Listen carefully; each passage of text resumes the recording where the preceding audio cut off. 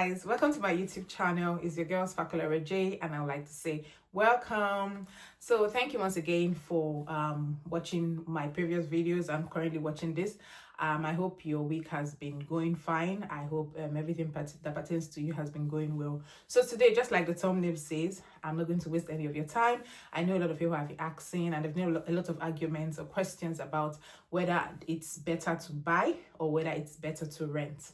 I'm not one to jump on some of these questions or arguments going on recently about if it's better to buy or rent. But however, I remember that one of the key objectives or one of the key reasons why I set up my channel is to help everyone, including myself, to be a best version of ourselves. I know we all have opinions, we all have our own ideas, but at the same time, it's key that at every point in time in our life, we get some sense of improvements and progress with our lives. So I know I won't bore you with what it entails to buy, and neither will I bore you with what it entails to rent a property. I'm just here just to give my own opinion and to give my own suggestion when it comes to these decisions.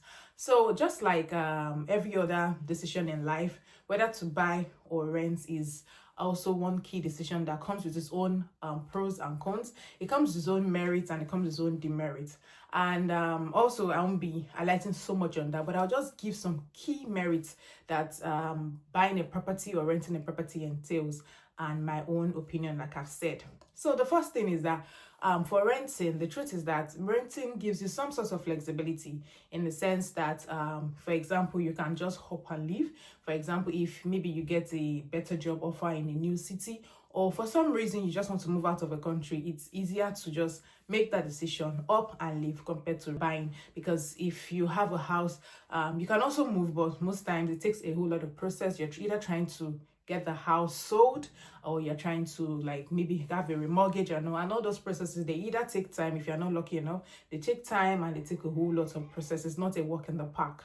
And another key merit that renting will have is the fact that when things go wrong in the house, like maybe there's a breakdown with any of the appliances or anything is wrong with the property, it's usually easier for you to just pick up your phone, call your landlord and say, oh, there's something wrong, I need this fixed, and you get it fixed. Compared to buying means that you're solely responsible for the property. Anything breaks down, you have to fix it.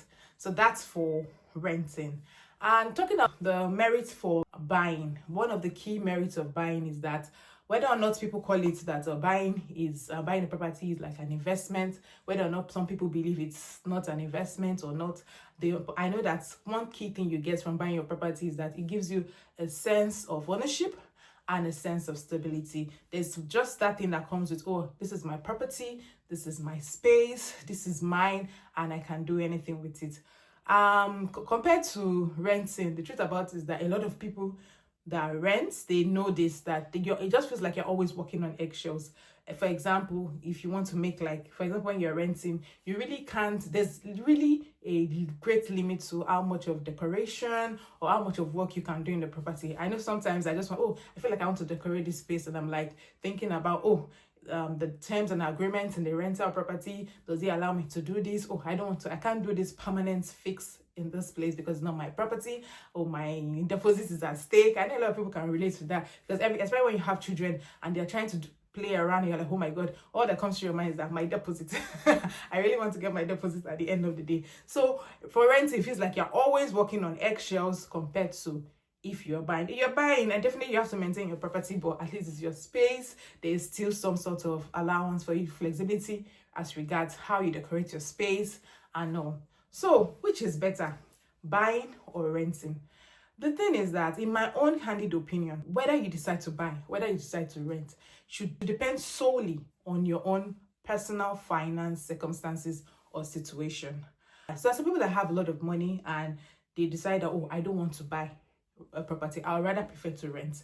It's okay, you probably have your reason. Even if it's not financial reasons, there are probably some reasons. So people feel like, oh, I don't think this is going to be where I want to stay, or I don't think I'm ready. It's okay not to be ready. It's okay not to buy your property. It's okay to rent.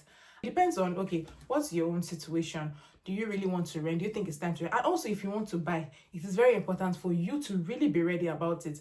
A lot of people most times decide to buy because, oh, they think that is what is trending now. Everybody's buying their property, but you have to really be careful because there's a whole lot that goes into buying a property. You need to gather your information, do your research, and be sure that you are really ready for all the financial obligations that surrounds you buying. So I see a lot of people, so whether to buy or rent, the truth is that you have to really look at it. Are you ready? Are you in the city you are in? Is this a city you see yourself being in? Is this a city where you see your children growing? Is this a city that you like the school? Do you think, oh, you might probably have to move jobs and this is not like the job you want in the long term? Is this the life you have? So it's something that you have to really plan and look at. So I see a lot of people trying to throw shades as people that have bought property. I see people come out online and say, oh, they've bought a property, and you see very hateful comments.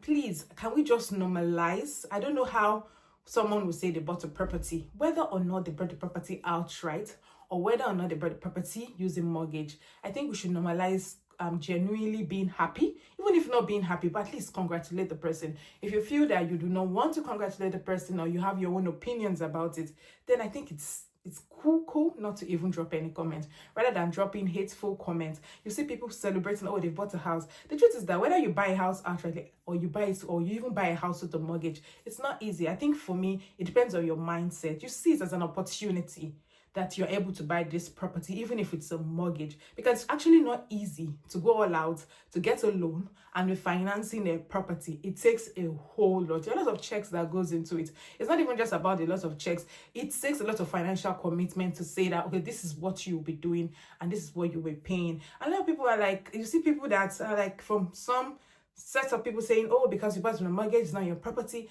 But at least the mindset is that you're at least grateful that there's an opportunity for you to be, for your property buying to be financed. There are some countries that you can't even get a loan to fund a business, not to talk of get a loan to buy a house. So it's something of joy. The person is happy, whether for whatever reason they are posting it. Please, let's normalize to congratulate them. Then on the other hand, for people that have decided to rent and people that have bought, I just hear things like, oh, you're financing another person's mortgage. For crying out loud. I think people should be allowed to make their own personal decisions. I think other people should be able to respect other people's opinion.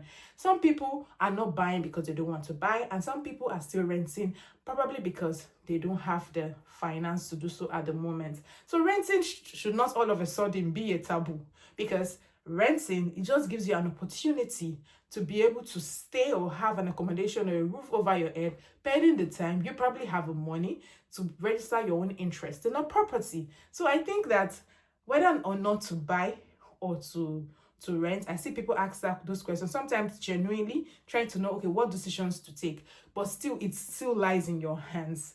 What do you want at that time? Where do you see yourself? Like, what do you want in the next 5 years? What do you want in the next 6 years? It's okay. And sometimes people try to bow to the pressure of, oh, I want to rent, I want to buy because other people are buying. You need to really, it's not bad to be pressurized to do that, but you have to be sure that by the time you make that decision, are you sure that the pressure will be enough to help you finance the obligation or meet up your obligation? You really don't want to get into that situation. So whether to buy or rent still depends on your own personal situation, own short-term and long-term goals. And I believe that everybody should respect each other's opinion, whether you decide to buy or rent. If you've bought your property, congratulations, a big congratulations to you. Also, if you're still renting or trying to get a property, I also wish you the very best in your decision. So that's just my own little sense. Please, let's normalize being happy for people. Thank you. Bye.